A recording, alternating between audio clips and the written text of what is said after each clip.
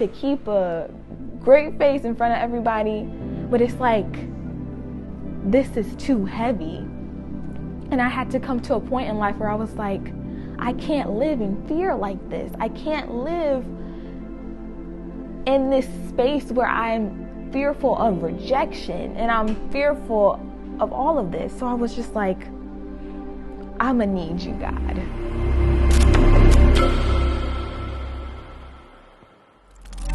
I grew up in and out of church. Like, my parents aren't saved and they weren't saved, but I had other family members who were saved. So like, sometimes I would go to church, sometimes I wouldn't. I was raised in church. I would go with my family all the time. I grew up, I was born and raised in church. I've loved the experience of growing up in church, but that doesn't mean just because you grew up in church that everything is perfect from the beginning. People are people, whether they're in church or not. And so you're gonna have life circumstances, whether you're in church or not. You can have messed up homes, whether you're in church or not. So growing up, being in church, it teaches you how to press on in certain situations. And so yeah, me being younger, I dealt with a lot of depression. I dealt with a lot of anxiety, and I dealt with a lot of feeling like I was a failure. I dealt with that term and that concept, that what they would call it is imposter syndrome, which is feeling like you didn't belong, feeling like you were out of place. And then they also say cosmo loneliness, like you're around people, but you still feel alone. I felt like I had nobody to talk to. I felt like nobody understood me. I felt like nobody knew me for me. And sometimes I just simply said, I just want somebody to love me. Not that I'm saying that people never told me that they loved me, but it just never felt like the love was conditional. It never felt like unconditionally, like no matter what you did, they love you, or they stick around, or I'll never leave you. I was very depressed and I didn't want to be here anymore. I'll put it that way. And I had thoughts of suicide, and it didn't end at 14. That's when the thoughts started happening, and it would just get worse and worse every day. I would just wake up and think about it. I would think about the things that I've done in the past that are not right. I would think about the things that I'm not doing right currently. Instead of focusing on the positive, I would just really be critical of myself, and it moved from being critical to actually hating myself in general. I would say it was probably right after COVID had just started to ramp up. We were all alone in our houses, and it was a really low point for me. I couldn't see really much of anybody. I was really discouraged in my faith. Being growing up and actually having exposure to all the different people that had such horrible stories about, different things that happened in their experiences in church, it broke my heart. It honestly, it shattered me a little bit, and it really did test my faith. It was a really strong test of seeing like whether or not it was really worth it. Because I was like, for a minute, I was like, what is it worth if like everyone over here is just being a hypocrite behind closed doors? If everyone is just like assaulting minors or, hating other different groups for no reason other than just to hate and trying to shield the Bible behind it, something that I really treasured in my heart. It really broke me for a minute. I feel like there was a time in my life where I felt really, I guess you could say church hurt. I felt like, the saints weren't what they said they were, the friends weren't who they said they were.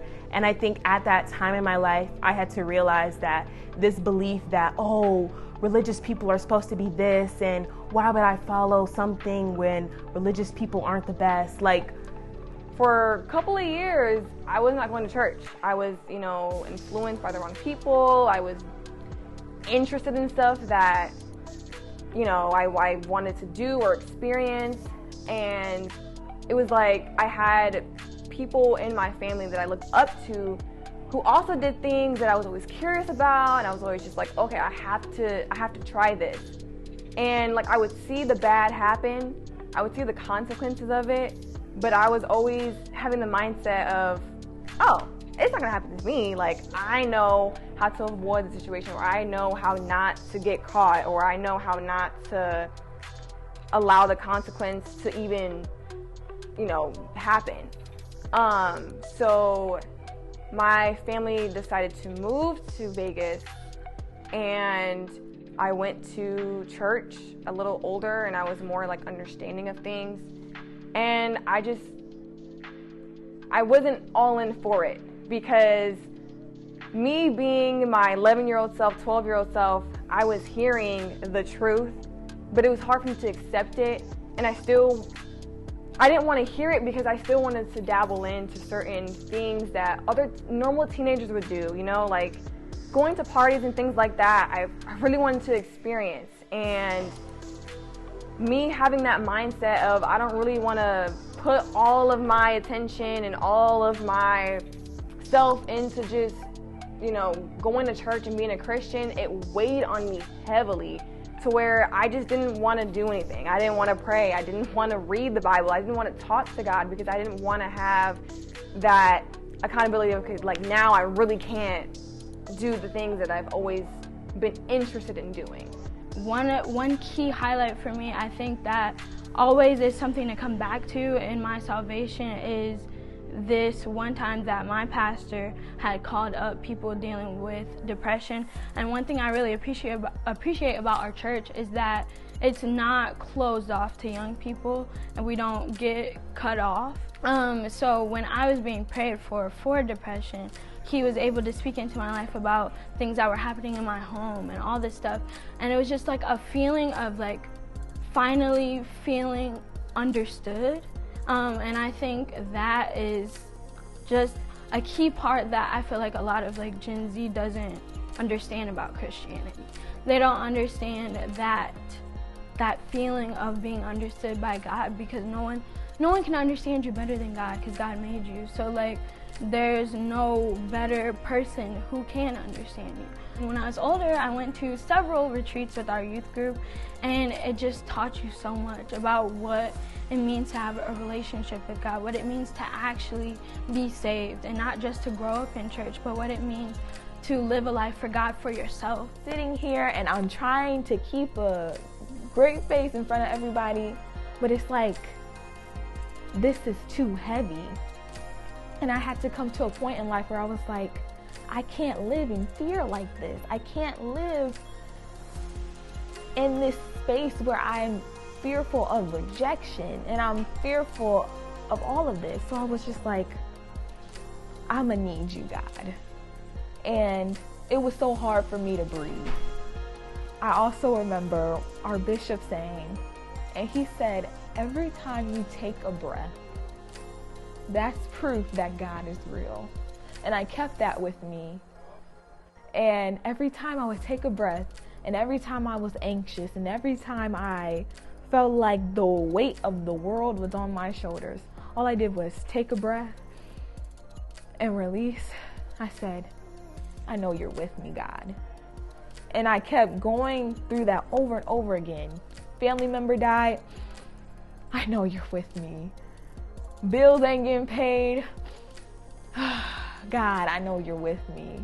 Something that was really influenced me was that I have people who love and care about me, who don't want me gone. But through all of this, one thing that God has been for me, He was everything. Like at one moment, it went from just not wanting to be here to wanting to serve Him for the rest of my life. I knew that if I didn't even want to live for myself, there's something still worth living for.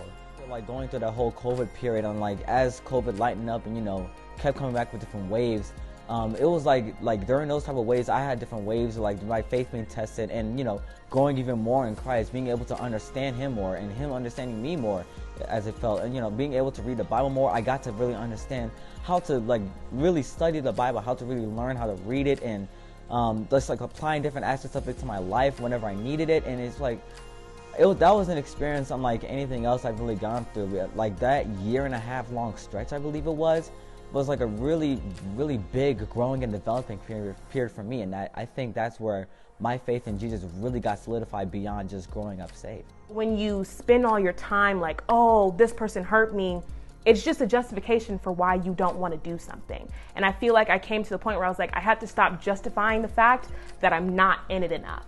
So I stopped looking for people and I just started looking for Him.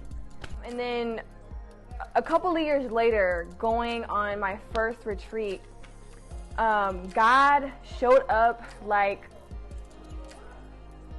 in ways that I never even knew was possible.